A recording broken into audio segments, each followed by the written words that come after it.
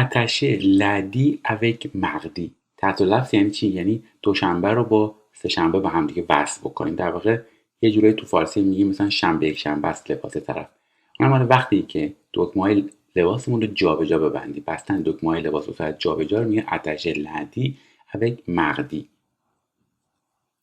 مثلا میگیم fais attention یعنی حواستو جمع بکن. tu viens d'acheter lundi avec mardi یعنی دکمه‌های لباس رو جابجا بستی. tu viens de یعنی همین الان یه کار رو تازگی انجام داده باشی. پس récent venir هستش. de به علاوه فعل میشه کاری که به تازگی انجام داده باشین. توی درس پس récent بهتون گفتم کاملا. Tu as dû être pressé ce matin یعنی لابد امروز صبح عجله داشتی. Tu as acheté lundi avec mardi چون دکمه‌های لباستو جابجا بستی. اینجا tu as acheté پس کمپوزه است ولی اونجا tu viens d'acheter در واقع پس récent هستش و هم دیگه فرق میکنن. avoir la pêche avoir la pêche یعنی پر از انرژی بودن، هیجان زده شدن. مثلا میگیم après sa baignade matinale il a toujours la pêche یعنی بعد از شنای صبحگاهی اون همیشه پر از انرژیه. il a toujours la pêche avoir la pêche. یا میگیم j'ai décidé d'aller en Espagne cet été یعنی این تابستون که داره میاد تصمیم گرفتم که برم اسپانیا.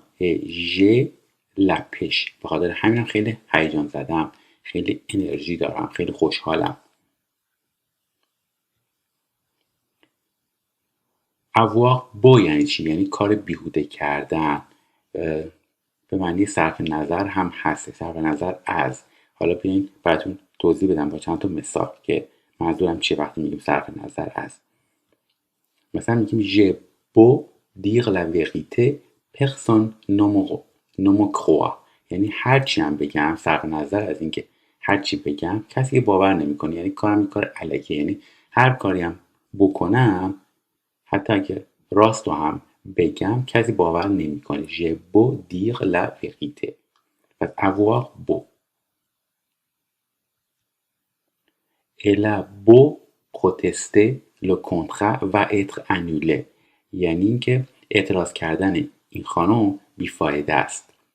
le contrat یعنی قرارداد و être annulé قرارداد فسخ خواهد شد. بالاخره فسخ میشه. توی مثال قبلی j'ai beau dire la vérité یعنی هرچی هم راستشو بگم فایده ای نداره، کار بیهوده است. avoir à cheveux sur la langue یعنی تحت لفظ یعنی یه مو روی زبونمون داشته باشیم، یعنی نوک زبونی حرف زدن. C'est un peu difficile de comprendre Marie au téléphone یعنی یه خورده سخته که بفهمی ماری پشت تلفن چی داره میگه. parce qu'elle a à cheveux sur la langue برای اینکه نوک زبونی حرف میزنه. یا je ne parle pas bien l'espagnol یعنی من به خوبی اسپانیولی حرف نمیزنم. parce que j'ai un cheveu sur la langue چون نوک زبونی حرف میزنم به خاطر همین نمیتونم اسپانیشو خوب حرف بزنم. avoir les chevilles qui enflent اصطلاحاً یعنی خودتو دست بالا بگیری، خیلی خودتو قبول داشته باشی. مثلا elle pense qu'elle va gagner یعنی اون خانم فکر میکنه که گنیه یعنی برنده میشه، میبره. elle a les chevilles qui enflent یعنی خیلی خودشو دست بالا گرفته.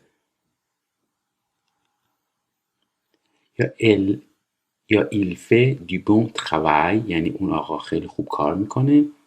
il le sait و این هم میدونه، واقفه که کارش خوبه.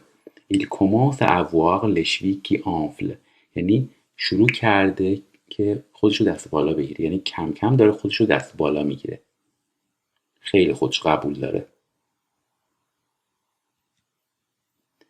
à cause de یعنی به دلیل، معمولا هم برای یه چیز منفی یا خنثی استفاده میشه، یعنی به دلیل یه چیزای مثبت نیست. حالا با چند تا مثال متوجه میشیم من چی میگم. چند تا مثال نگاه بکنیم. مثلا میگیم j'ai perdu le dossier à cause دو déménagement یعنی فایل رو به دلیل اسباب کشی گم کردم. اینجا اسباب کشی یه چیز منفی نیست ولی یه چیز مثبت هم نیست. فایل رو به دلیل اسباب کشی گم کردم. یا à cause de l'attentat یعنی به دلیل حمله les négociations ont échoué یعنی مذاکرات با شکست مواجه شد. اینجا نگاه کنید چیز منفیه.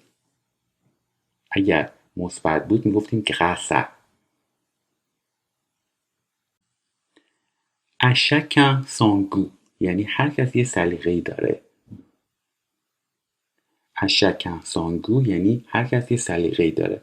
مثلا میگیم il fait du jogging یعنی اون میدوه آروم آروم میدوه tandis que در حالی که son mari se baigne شوهرش شنا میکنه. à chacun son goût یعنی هر کس یه سلیقه‌ای داره. هر کس یه چیزی رو دوست داره یه کار رو دوست داره. یا j'adore les fraises یعنی من عاشق فرز یا توت فرنگی هستم mais il les déteste ولی در حالی که اون ازش متنفره. à chacun son goût یعنی هر کسی سلیقه‌ای داره. اون دوست نداره متنفره من خوشم میاد. هر کسی سلیقه‌ای داره. à la fin یعنی در پایان. fin یعنی پایان la fin پایان à la fin یعنی در پایان در نهایت. مثلا je l'ai vu à la fin de novembre یعنی اون آقا رو یا اون خانم رو در پایان نوامبر دیدم. ماه نوامبر. یا à la fin یعنی در پایان در نهایت j'ai réussi à le terminer موفق شدم تمومش کنم. بالاخره à la fin به معنی بالاخره هم هست در پایان در نهایت در پایان موفق شدم تمومش کنم. à la fois یعنی همزمان در آن واحد چند تا کار با هم انجام بدیم میشه à la fois. مثلا je ne peux pas étudier et te parler à la fois یعنی هم نمیتونم درس بخونم همزمان نمیتونم هم درس بخونم هم باهات حرف بزنم. à la fois یعنی همزمان هم نمیتونم کتاب بخونم هم باهات حرف بزنم. votre livre est fascinant et édifiant à la fois یعنی کتاب شما همزمان یا در آن واحد هم جالبه هم الهام بخشه. et fascinant et édifiant à la fois. à la limite یعنی حدود یا تقریبا به ندرت. اینا رو دقت بکنید تو مثال متوجه میشید. tu me pousses à la limite de ma patience یعنی باعث میشی صبرم تموم میشه. یعنی تو منو میبری به سرحد اون صبر و شکیبایی من. یعنی باعث میشی من از صبرم دیگه بگذرم. طاقتم تاق میشه. دیگه اعصابم خورد میشه. cette soupe est à la limite du comestible یعنی این سوپ تقریبا قابل خوردن نیست. یعنی تو حد و حدود اون وضعیت قابل خوردن یعنی اصلا قابل خوردن نیست. یه معنی دیگه که میتونه داشته باشه معنی حد اکثر. علی لیمیت معنی حد اکثر هم هست. مثلا nous achèterons 2 cartons 3 à la limite یعنی 2 تا جعبه خواهیم خرید. 3 à la limite یعنی حد اکثرش دیگه 3 تا. یا on travaillera pendant 4 heures à la limite یعنی حد اکثر 4 ساعت کار خواهیم کرد. 4 heures یعنی pendant 4 heures یعنی 4 ساعت ولی pendant 4 heures à la limite یعنی حد اکثر 4 ساعت. à la rigueur این هم به معنی حد اکثره. دقت بکنید.